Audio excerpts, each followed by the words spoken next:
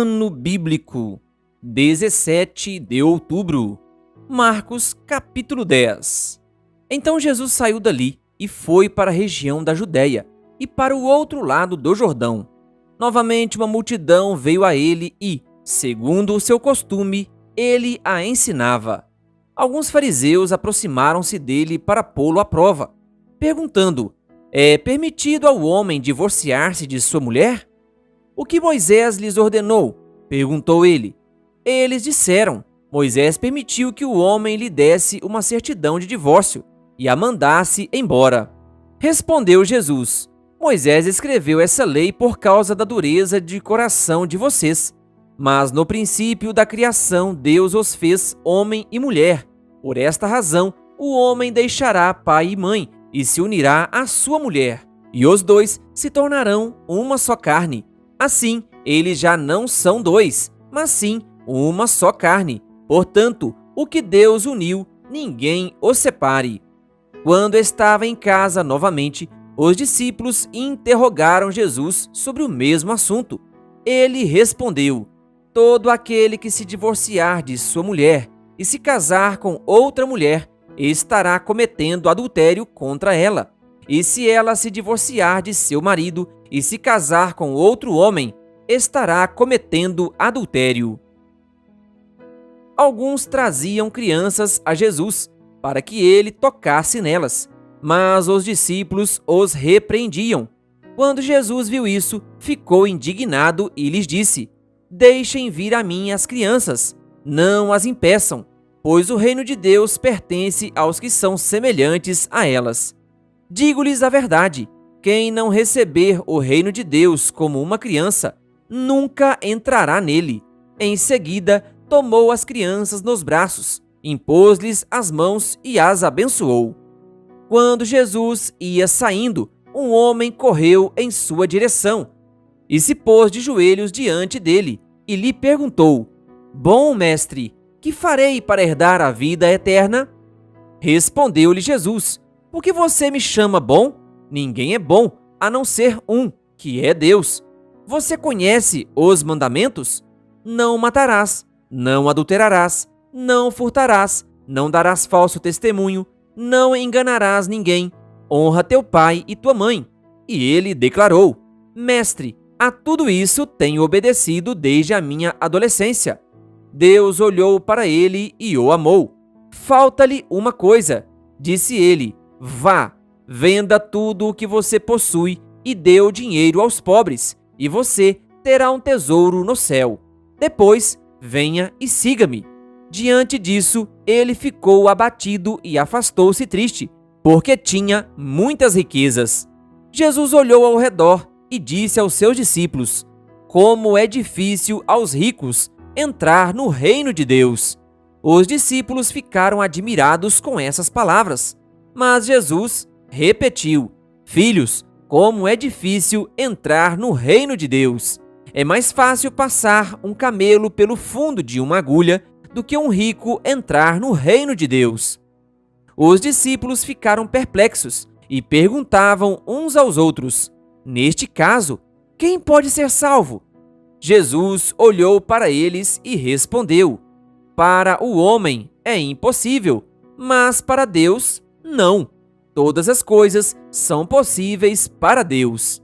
Então Pedro começou a dizer-lhe: nós deixamos tudo para seguir-te.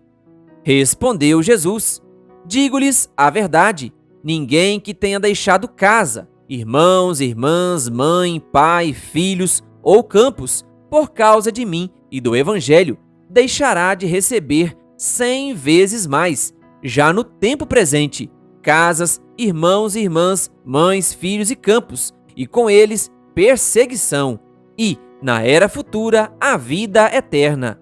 Contudo, muitos primeiros serão últimos, e os últimos serão primeiros.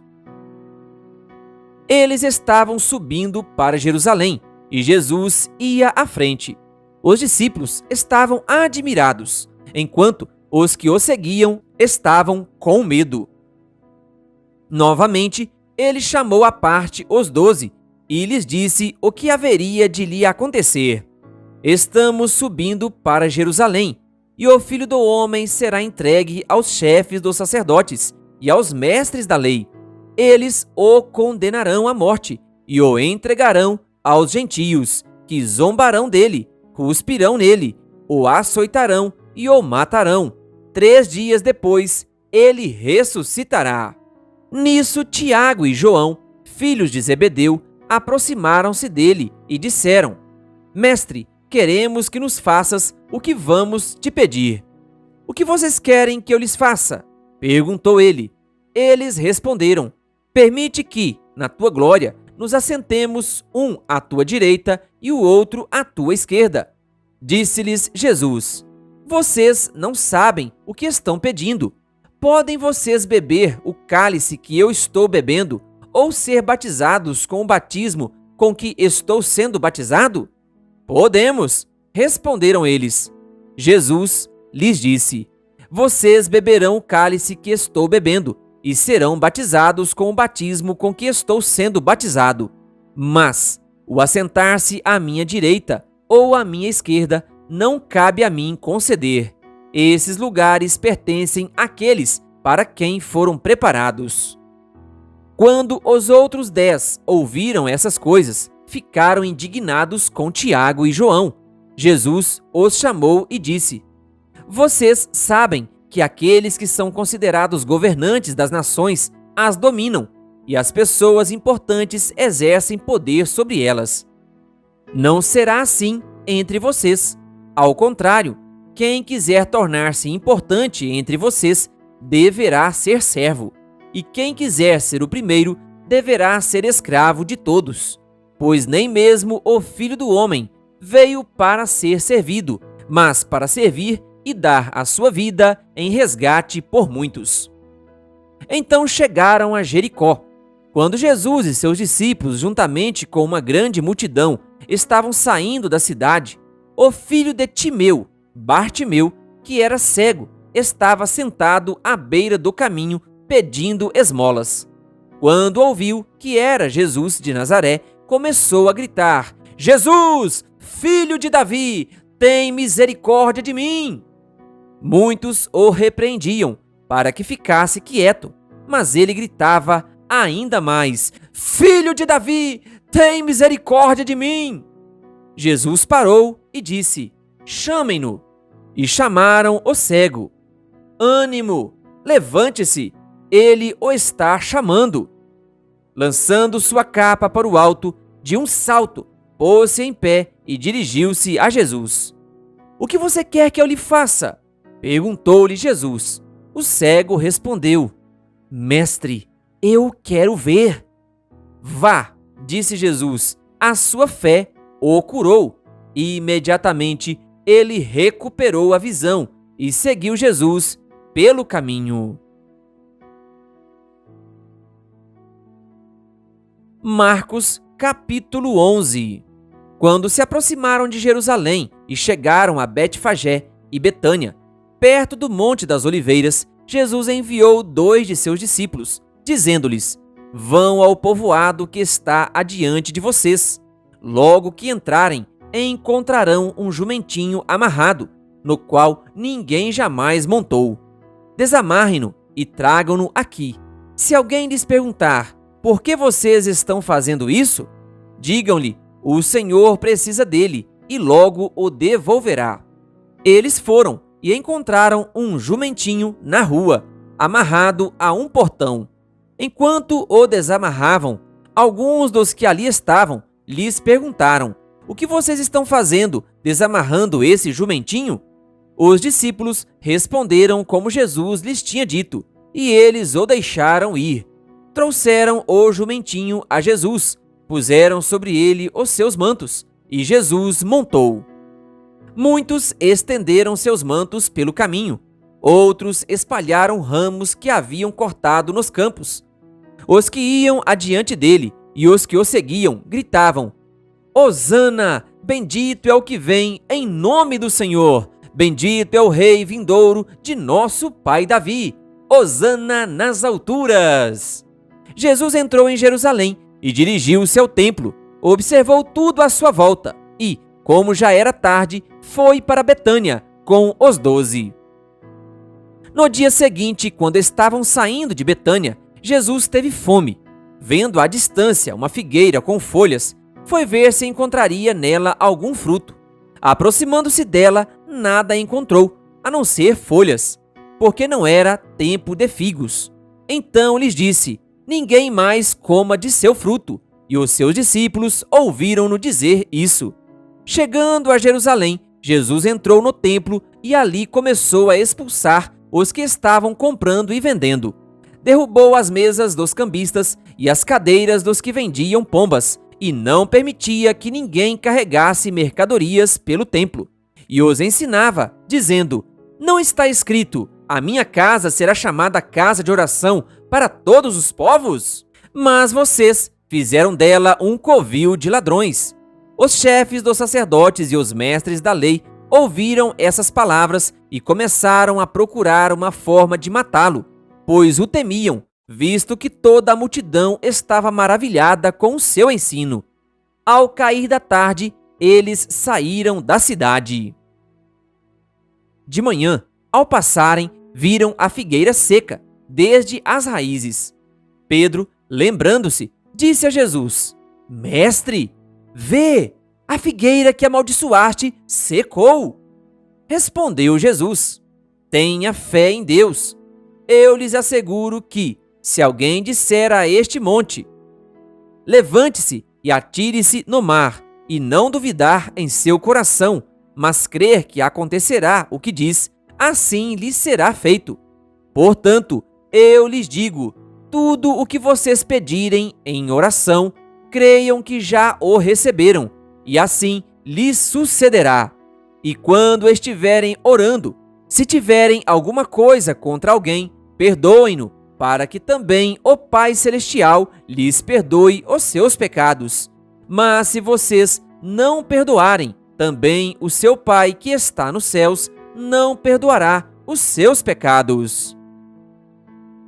Chegaram novamente a Jerusalém e, quando Jesus estava passando pelo templo, aproximaram-se dele os chefes dos sacerdotes, os mestres da lei e os líderes religiosos e lhe perguntaram: com que autoridade estás fazendo estas coisas? Quem te deu autoridade para fazê-las? Respondeu Jesus: eu lhes farei uma pergunta. Respondam-me e eu lhes direi com que autoridade estou fazendo estas coisas. O batismo de João era do céu ou dos homens? Digam-me. Eles discutiam entre si, dizendo: se dissermos dos céus, ele perguntará: então por que vocês não creram nele? Mas se dissermos dos homens... Eles temiam o povo, pois todos realmente consideravam João um profeta. Eles responderam a Jesus: não sabemos. Disse então Jesus: tampouco lhes direi com que autoridade estou fazendo estas coisas. Marcos capítulo 12. Então Jesus começou a lhes falar por parábolas. Certo homem plantou uma vinha, colocou uma cerca ao redor dela, cavou um tanque para prensar as uvas e construiu uma torre. Depois arrendou a vinha a alguns lavradores e foi fazer uma viagem. Na época da colheita, enviou um servo aos lavradores para receber deles parte do fruto da vinha. Mas eles o agarraram, o espancaram e o mandaram embora de mãos vazias. Então enviou-lhes outro servo, e lhe bateram na cabeça e o humilharam. E enviou ainda outro, o qual mataram. Enviou muitos outros, em alguns bateram, a outros mataram. Faltava-lhe ainda um para enviar, seu filho amado. Por fim, o enviou, dizendo: a meu filho respeitarão. Mas os lavradores disseram uns aos outros: este é o herdeiro.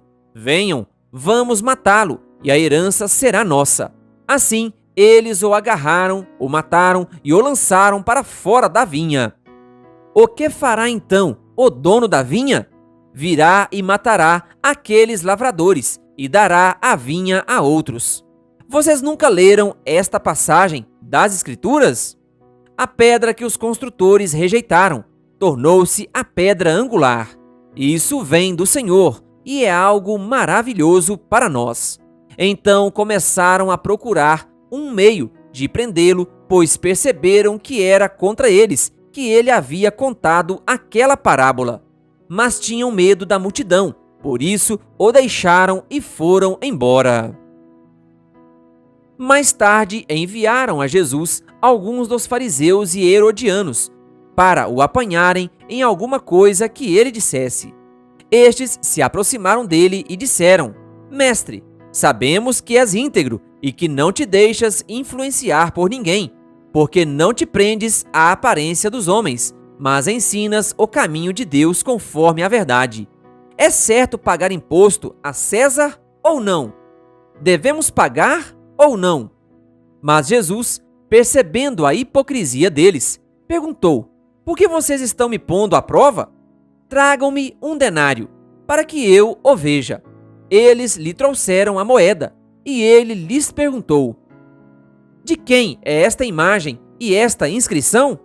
De César, responderam eles. Então Jesus lhes disse: Deem a César o que é de César e a Deus o que é de Deus.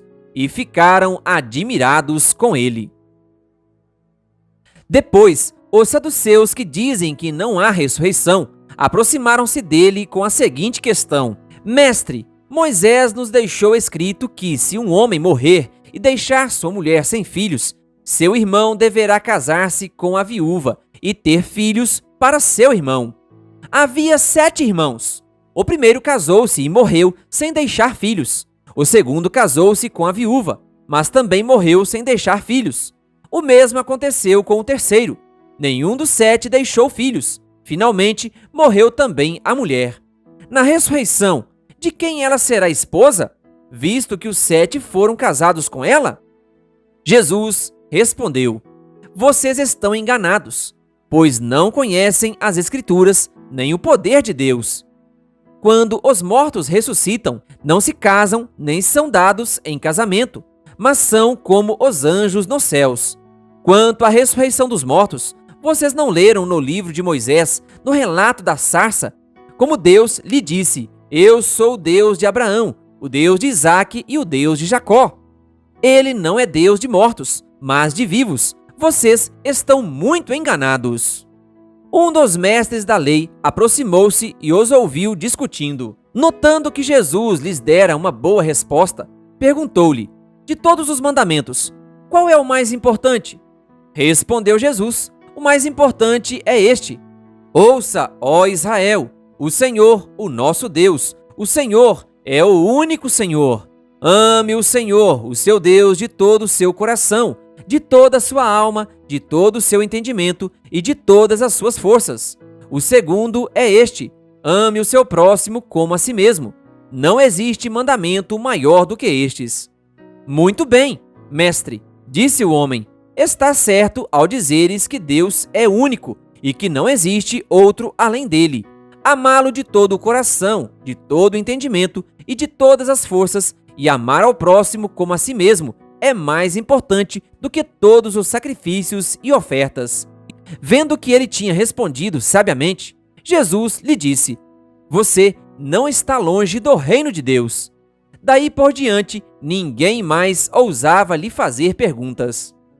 Ensinando no templo, Jesus perguntou: Como os mestres da lei dizem que o Cristo é filho de Davi? O próprio Davi, falando pelo Espírito Santo, disse: O Senhor disse ao meu Senhor: Senta-te à minha direita, até que eu ponha os teus inimigos debaixo de teus pés. O próprio Davi o chama Senhor.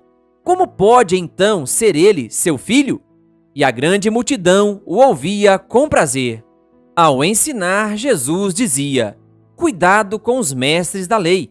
Eles fazem questão de andar com roupas especiais, de receber saudações nas praças e de ocupar os lugares mais importantes nas sinagogas e os lugares de honra nos banquetes.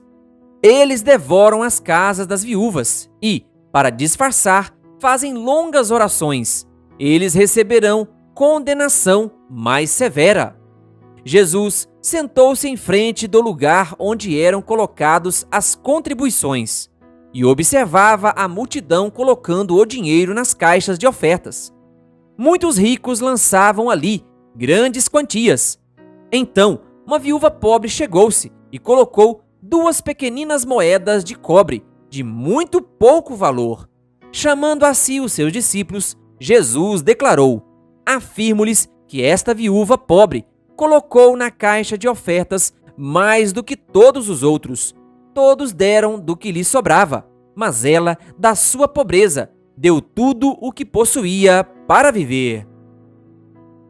Querido ouvinte, que Deus lhe abençoe. Se inscreva em nosso canal e ative o sininho das notificações. Canal O Bom da Bíblia, compartilhando a Palavra de Deus.